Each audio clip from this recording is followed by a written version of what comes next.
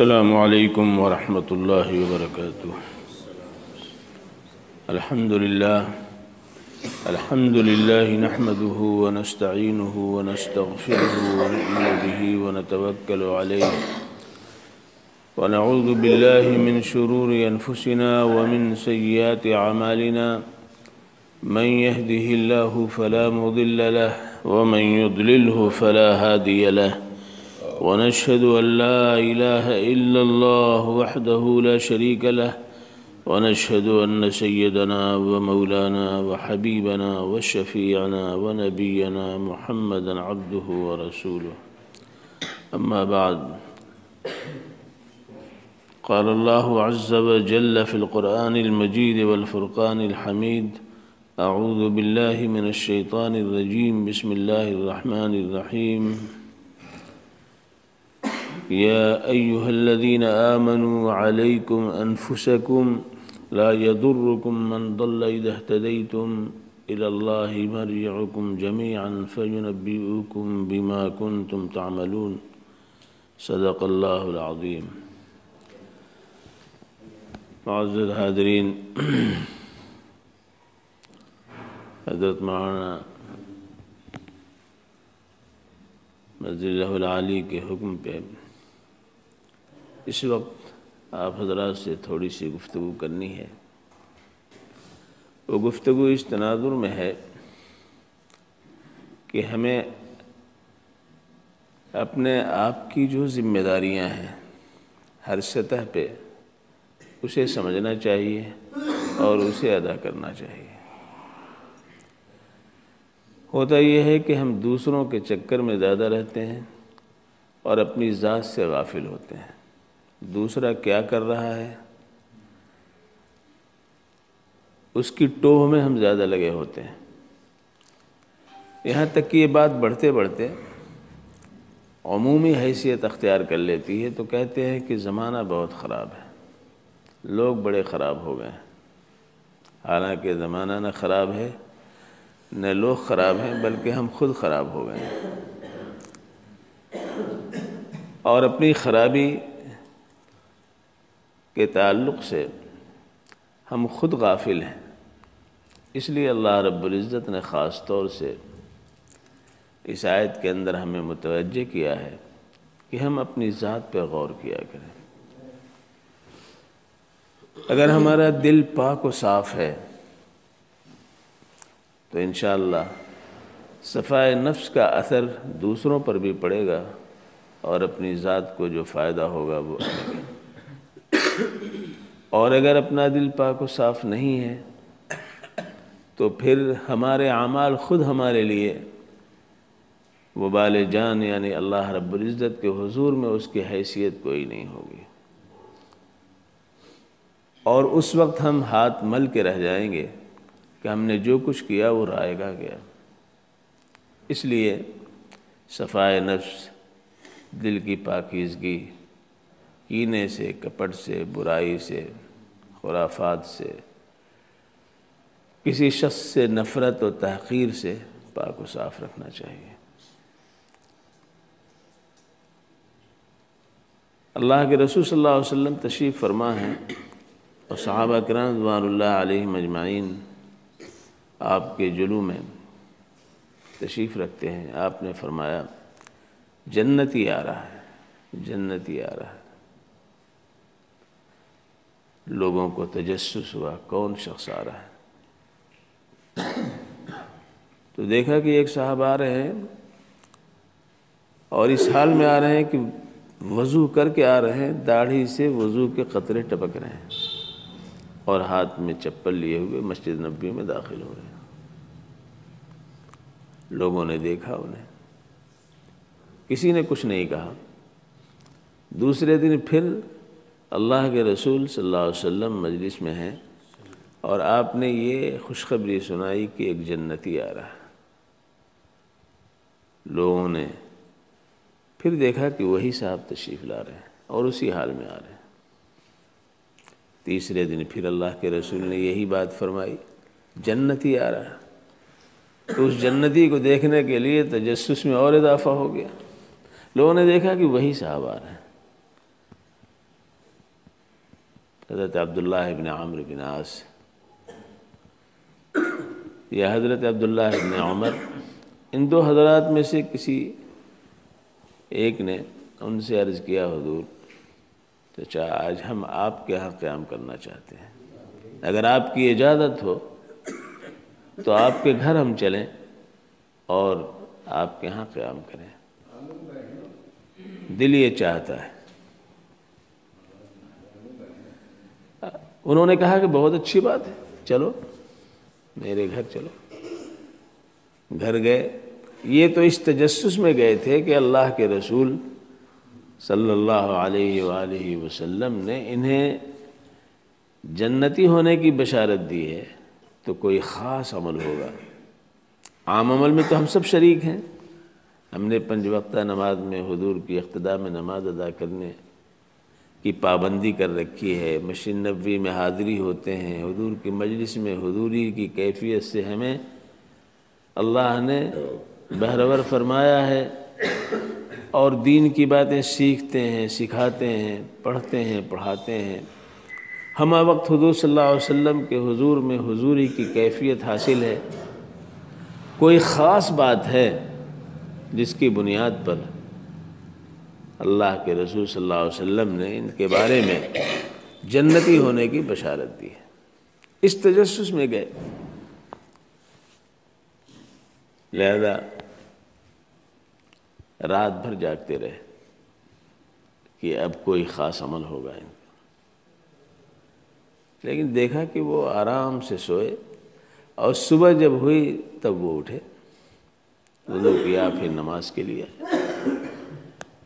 دوسرے دن پھر وہ رکے، انہوں نے دوسری شب دوسری رات بھی اسی طرح سے گزاری، 3 راتیں گزاری، صرف اس میں کہ کوئی خاص عمل ہے جس کی بنیاد پر اللہ کے رسول صلی اللہ علیہ وسلم نے جنتی ہونے کی بشارت دی۔ لیکن 3 راتیں گزارنے کے بعد انہیں کوئی خاص عمل نظر نہیں آیا، تو وہ کہنے لگے کہ میں اب جانا چاہتا ہوں،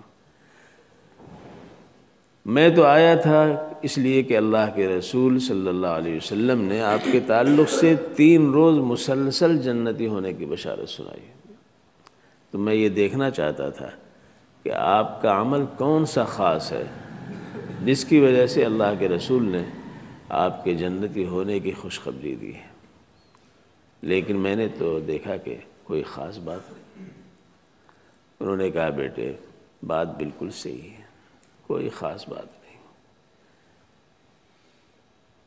البتہ ایک بات ہے وہ میں تمہیں بتاتا ہوں، اور شاید اللہ کے رسول صلی اللہ علیہ وسلم نے اسی بنیاد پہ یہ بشارت سنائی ہو۔ اب انہیں اور زیادہ فکر، کیا بات ہے آپ فرما دیجیے۔ تو انہوں نے کہا بات صرف یہ ہے کہ جب میں سونے کے لیے آتا ہوں، پورے دن مصروف رہتا ہوں، محنت مزدوری کرتا ہوں، باغات میں کھیتوں میں کام کرتا ہوں، باہمی تعلقات کو نبھاتا ہوں، باہمی رشتوں کو جوڑتا ہوں، یہ سارے امور جو انسانی تقاضے کے تحت پیش آتے ہیں اس میں بہتر سے بہتر سلوک کرنے کی کوشش کرتا ہوں۔ رات میں جب گھر آتا ہوں، بستر پہ جاتا ہوں، تو اس وقت میں دل کی طرف متوجہ ہوتا ہوں کہ کسی کے بارے میں دل میں کوئی کھوٹ تو نہیں ہے، کوئی حقارت کا پہلو تو نہیں ہے، کوئی نفرت کی چنگاری تو نہیں ہے، کوئی حسد کی آگ تو نہیں لگی ہے۔ یہ میں دل کی طرف متوجہ ہوتا ہوں، اور جب میں دل کو پاتا ہوں کہ میرا دل پاک و صاف ہے ان تمام گندگیوں سے، ان تمام چیزوں سے، تو میں اللہ کا شکر ادا کرتا ہوں اور اللہ کا نام لے کے سو جاتا ہوں۔ بس یہ میں کرتا ہوں۔ انہوں نے کہا کہ یہی بات ہے، یہ ہے بہت چھوٹی سی اور معمولی سی بات، لیکن ہے بہت اہم بات۔ ہمارا دل آئینے کی طرح ہے، آئینے میں ہم اپنا بھی چہرہ دیکھتے ہیں، دوسروں کا بھی چہرہ دیکھتے ہیں۔ آئینہ چہرہ دکھا دیتا ہے، آئینہ بڑا مخلص ہوتا ہے، کسی کی چغلی نہیں کرتا ہے۔ آپ نے چہرہ دیکھا اور دوسرے نے دیکھا تو آپ کے چہرے کو وہ نہیں دکھائے گا، آپ کو آپ ہی کا چہرہ دکھائے گا۔ ایک بزرگ کے بارے میں ملفوظات میں نے پڑھا کہ ان کے پاس شاید حضرت مرزا مظہر جان جانا رحمۃ اللہ علیہ کا واقعہ ہے۔ حضرت مجددی رحمۃ اللہ علیہ بھوپال کے جو تھے، انہوں نے ان کے ملفوظات میں پڑھا، جس کو مرتب کیا حضرت مولانا علی میاں رحمۃ اللہ علیہ نے، صحبت بااہل دل کے نام سے، بڑی مؤثر کتاب ہے، بہت مؤثر ہے، دل پہ لگتی ہے۔ صحبت بااہل دل، وہ ہمارے طلباء کو بھی پڑھنا چاہیے، اساتذہ کو بھی پڑھنا چاہیے۔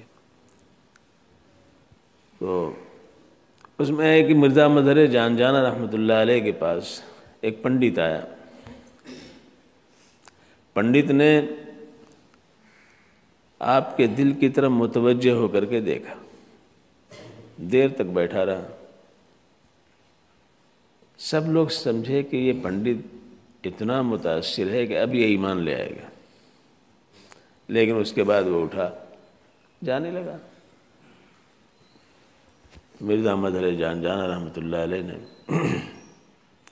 پوچھا، بھائی پنڈت جی آپ آئے اور متوجہ ہوئے اور پھر جا رہے ہیں، کچھ کہا نہیں آپ نے؟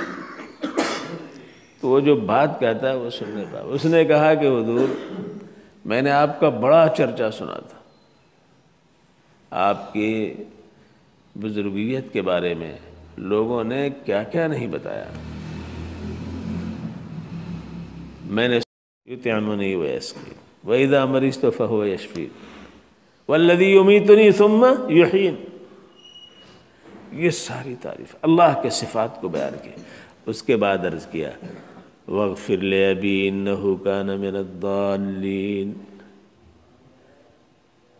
میرے باپ کی مغفرت فرما دیجیے، وہ گمراہ تھے، اس میں کوئی دو رائے نہیں ہے، وہ گمراہ تھے، بت پرست تھے، پروہت تھے، وہ سب تھے اے اللہ، لیکن تو ارحم الراحمین ہے، تو نے مجھے اپنی خلت سے نوازا ہے، تو میرے باپ کی بھی بخشش کا حکم فرما دیجئے، معاف کر دیجئے میرے باپ کو۔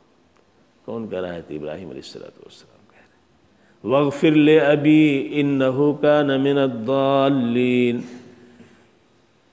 اندر کی جو بات ہے وہ بھی انہوں نے کہہ دی، وَلَا تُخْزِنِي يَوْمَ يُبْعَثُونَ، قیامت کے دن رسوائی سے بچا لیجیے۔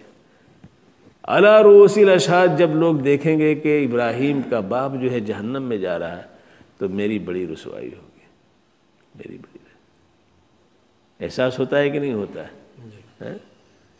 باپ کی کسی لغزش کا احساس بچوں پر ہوتا ہے اور بچوں کی لغزش کا احساس باپ پہ ہوتا ہے۔ تو کہہ رہے ہیں وَلَا تُخْزِنِي يَوْمَ يُبْعَثُونَ، ایک ہی بات۔ اللہ تبارک و تعالیٰ نے فرمایا يَوْمَ لَا يَنْفَعُ مَالٌ وَلَا بَنُونَ، ابراہیم وہ دن تو ایسا ہے کہ جس دن نہ مال کام آئے گا نہ بیٹے کام آئیں گے۔ ابنیت کا تقاضا یہ کر رہا ہے کہ اپنے باپ کے حق میں تم یہ کہو، لیکن اس دن جس دن کی رسوائی پیش نظر ہے ابراہیم، اس دن اگر کوئی چیز کام آئے گی تو کیا کام آئے گی؟ إِلَّا مَنْ أَتَى اللَّهَ بِقَلْبٍ سَلِيمٍ، اس دن جو کام آنے والی چیز ہے وہ یہ کہ اللہ کے حضور میں جو آئے گا اپنے پاک دل کو لے کر کے، بے عیب دل کو لے کر کے، صحت مند دل کو لے کر کے، بانور دل کو لے کر کے، وہ کامیاب ہے، اور جو اپنے دل کو اس طرح نہیں لے کر کے آئے گا وہ ناکام ہے۔ دل میں حسد کی آگ لے کر کے آئے گا، دل میں نفرت کی چنگاریاں لے کر کے آئے گا، دل میں برائیوں کا ایک کی گٹھری لے کر کے آئے گا، تو ظاہر ہے کہ ایسی صورت میں سارے اعمال اس کے بیکار ہو جائیں گے۔ ذرا بھی داغ و دھبا ہوتا ہے تو آپ سیب نہیں لیتے ہیں، لیتے ہیں، چھانٹتے ہیں، یہ خراب ہے، یہ داغی ہے، یہ فلاں ہے، حالانکہ وہ سیب ہے، ایک داغ ذرا سا ہے، نہیں لیتے۔ تو ان پھلوں کے لیے، ان چیزوں کے لیے، کپڑے میں ذرا سا چھیڑ آ جائے، کہیں موٹا دھاگا نظر آیا آپ کو، تو آپ اس حصے کو کہیں صاحب یہ نہیں لیں گے، اس میں چھیڑ ہے۔ تو آپ کے اعمال میں اگر داغ و دھبا ہو تو اللہ تعالیٰ قبول فرمائیں گے؟ نہیں قبول فرمائیں گے۔ لہذا دل کی صفائی یہ لازم ہے۔ اسی لیے اہل اللہ کے ہاں، بزرگوں کے ہاں، علماء کے ہاں جانے کی ضرورت ہے۔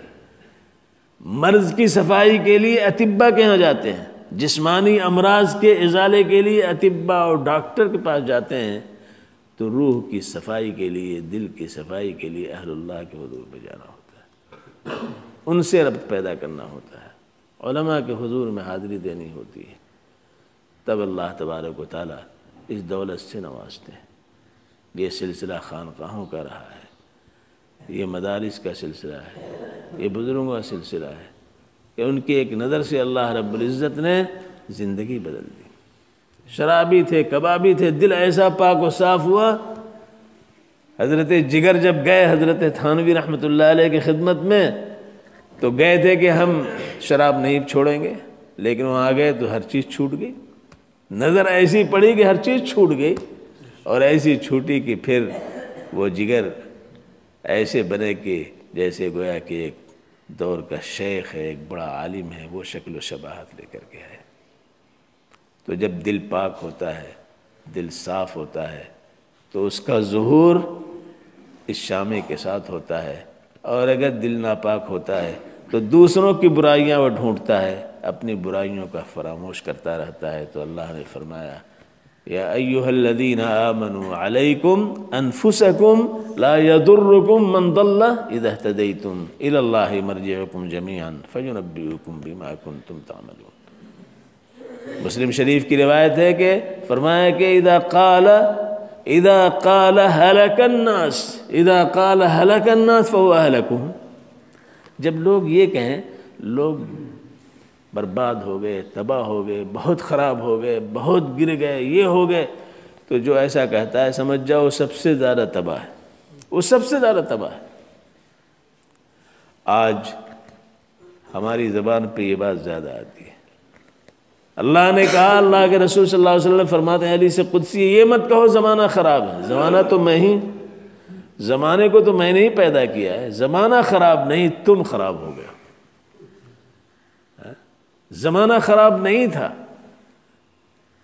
قوم عاد کو اللہ نے تباہ کیا۔ زمانہ خراب ہوتا تو حضرت ہود نہ ہوتے، زمانہ خراب ہوتا تو حضرت نوح نہ ہوتے، زمانہ خراب ہوتا تو حضرت صالح نہ ہوتے، زمانہ خراب ہوتا تو حضرت شعیب نہ ہوتے، حضرت لوط نہ ہوتے، حضرت موسیٰ نہ ہوتے، لیکن ان کی قوم تباہ کر دی گئی۔